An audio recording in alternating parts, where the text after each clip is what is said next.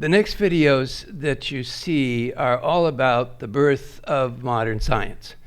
Now, when we say the birth of modern science, we're specifically indicating the 17th century, and we always add that term modern science to indicate separating modern science, 17th century, from the Middle Ages and the Greeks.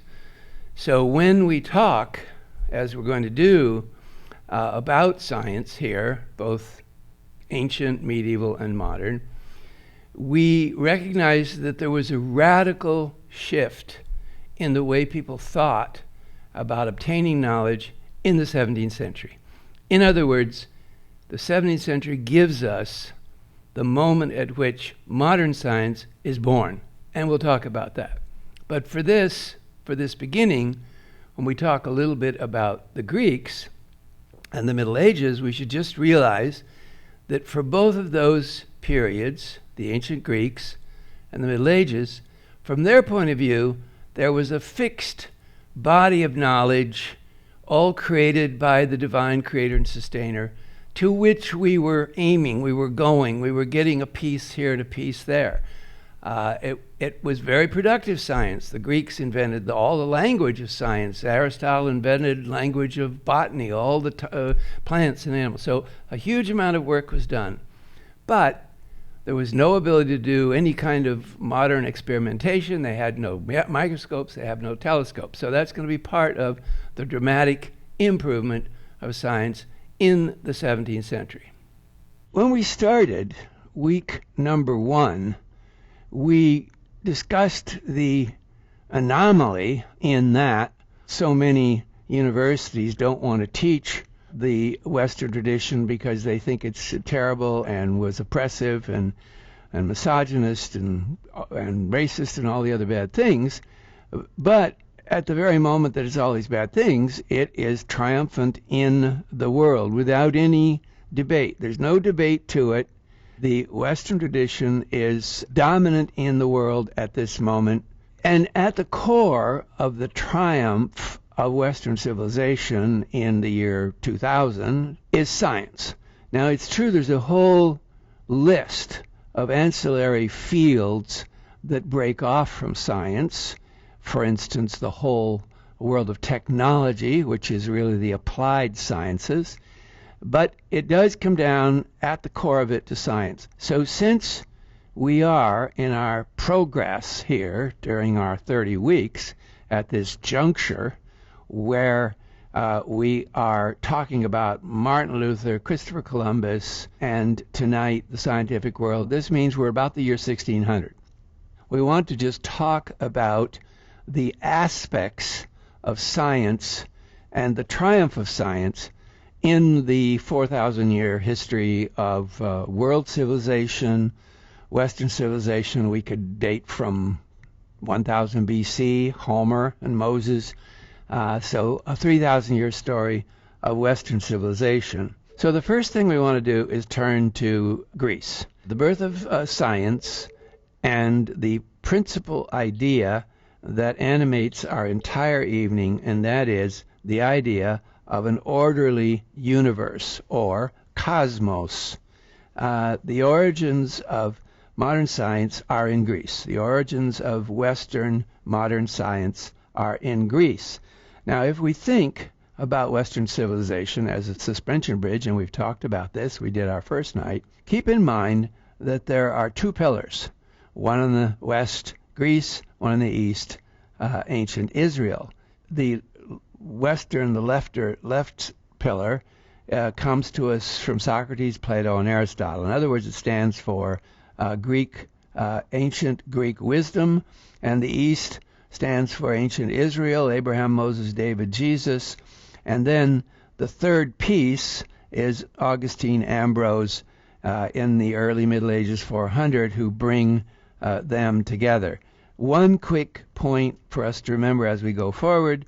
One of the things that we'll notice as we go forward tonight is the failure of Islamic civilization to support science up to the modern age. And the problem is no tension. In Islamic civilization, church and state are all unified, and that leads often to tyranny. and it often leads to censorship and shutting down philosophers who say something somebody doesn't like. Okay, back to Greece. The key idea in ancient Greece that helps bring us forward to modernity is cosmos. That word, cosmos, versus chaos. Cosmos was a word that Greeks created, and it contained within it the very idea of order. So it isn't just the cosmological universe, the cosmological explanation, cosmos. It's not just the universe, but it's a specific idea about the universe, that the universe is orderly. And so for the Greeks, the divine order of the universe, for Aristotle, it was the unmoved mover. All of it speaks to us about a fundamental order in the universe that we see here in one of our all-time favorite paintings. We know this painting, and we know School of Athens, all the different philosophers joined together, and by being together and on the steps, they talk to us about the unity of all Greek knowledge, Greek philosophers. Where does it all start? Ionian coast, present-day coast of Turkey, and we know that some of those cities, Smyrna, Colophon, Ephesus, Miletus, Halicarnassus, this was a very productive, creative part of the Greek world in the age of Homer, the 700s, and out of the same world comes the first Western philosopher. Bertrand Russell says Western philosophy begins with Thales. You'll remember Thales. You'll remember he's one of the pre-Socratic philosophers, and you'll remember that one of the things we know about Thales is Thales' theorem, a theorem within geometry and mathematics, and his very explanation for the universe and his use of geometry and other explains the beginning of what will be Greek philosophy. So you have a whole series of philosophers between 800 BC and 600, all of whom are looking for some explanation for the universe. Pythagoras, one of the most important ones, coming from that same coast and then developing a school in Sicily, and he's the one we think who invented the very word cosmos and explained what it meant, which was an orderly universe. There he is in our School of Athens painting, holding his book with all kinds of computations. The little student is holding up the chalkboard so that, see all his drawings right there? That has to do with music, sounds, and mathematics. That's what Pythagoras was interested in, was the music of the spheres. And then he also wrote about geometry and other aspects of mathematics. One of his successors, Anaxagoras, friend of Pericles, taught that all of the world was nous, mind. Democritus taught that it was atoms, that there was an atomic theory, which of course turned out to be true. Aristotle continues all of this science. Here he is in the School of Athens on the top step with Plato. There they are together. Aristotle on the right in the blue, Plato on the left in the red. And the two of them teach further for the West, about the unity and the orderliness of the universe.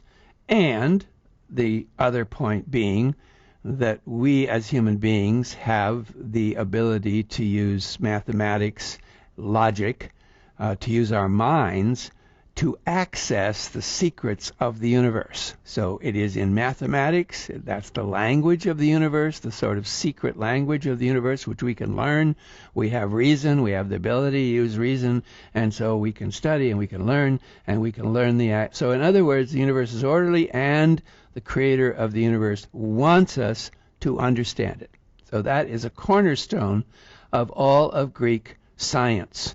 And thanks to the success of Plato's ideas and Aristotle's ideas, we in the West learned early how to be logical, how to think logically, how to explain our thoughts logically. Euclid, who was a student of the Platonic Academy, and possibly Aristotle, goes to the Greek city of Alexandria and writes his books on geometry. And then another later Greek thinker living in Alexandria in the Christian era, he writes a book on geography and gives us first complete explanation of latitude and longitude. And of course, latitude and longitude says the universe is orderly, and the earth, this body upon which we sit and walk around and talk, is orderly, and we can understand it. And how do we understand it? Well, we have something called latitude and longitude, where we use mathematics and geometry, and we put it all together, and we understand the globe and understand where we are. So you have all of this Greek tradition from 800 BC down to 0 and even beyond, where one teacher after another explains one step, geometry, mathematics, algebra, you name all these different things, on and on and on. And finally, we are handed in the West a whole scientific field of study based in Greek language and Greek science, which is handed down step by step to the Roman world, and then, of course, then the fall of Rome. Okay, so that's the first of the ancient pieces. Now, the second one we want to turn to, same subject, is science in the ancient world, and in this story, we want to turn to the ancient Jews, ancient Israel, and look at how they contribute to the roots of science. So there's our bridge, and there are the two pillars, and here is the Sistine Chapel with Michelangelo's vision of those ancient prophets, Joel and Isaiah and Jeremiah and Moses and King James. So here is chapter 1. In the beginning, God created the heaven and the earth. So here's the ancient Jewish vision in the Old Testament, Jewish Bible, Hebrew Bible, about the universe, its creation, and who did it, who, when, where, what. All right, so here's chapter 1. In the beginning, God created the heaven and the earth. And so in this first step, God creates day and night, divisions of time. He creates time. Augustine explained creation takes place in time, which is a very important point. Augustine explains it. Time and history, right from the start, and slowly, as he explains the creation, it's going to take 7 days, and so we all understand the steps. And so God blesses the seventh day, and he sanctifies it, and in that day he rested from all his work. And so here, in this first story of the creation of the universe, the ancient Jews tell us it was done 7 days. The seventh day is the Sabbath. We have Genesis creating 7-day week, framework of all creation, framework of all life. And so we start out with a man-made week within which now you can divide it down. You can divide it into the days, and you divide the days. So the key first piece is a week, and in this case it's a 7-day week. And all of this organization of time, which you get in Genesis, you can go read it, will explain to you how the Jews saw all of history, all of time, and creation. So it's in time, it's in 7 days, and all of it produces for the world, because as many of you realize now, the entire world lives with a 7-day week. After 2,000 years of variations and experimentations and changes, finally now everybody, China, India, and everybody else, lives with the ancient Jewish 7-day week. So in other words, in our little picture here on the screen, one piece, two pieces we could say really, time and the week have been created thanks to the ancient Jews. And so to rule over the day and over the night and divide the night from darkness, and God saw that it was good, and all the pieces fit, and so the universe is established. God did it. He's just one. There's no fight among the gods. There are no other gods. His word is final. There's no going back. He's totally free. He didn't have to make it. And then into all of this comes the human being. What do we know about that? Human being is special from the beginning, godlike. One of the most important images in all of Western art and philosophy and religion. Man is like God. Man is created free. God makes man and woman free in the world. Man abides by God's laws, or maybe not. He's part of the plan. Most important, he and she are free. The human being can act, he can change things, etc. So this is a very key piece, because this is a religious piece. This is coming from Genesis, but it's a key piece in the way that Western civilization looks at nature and the human being. They're not the same. In the ancient Jewish vision, man is special. Men and women are special. They have a special relationship to God. They have a special relationship to nature. And they're separate from nature. Man created in God's image. And, of course, the key piece in all this is that the human being is a beautiful thing. The human being is special. God says we are special. And so that's going to be a very important piece in the Western vision. Human beings are special. There he is. That's what men look like.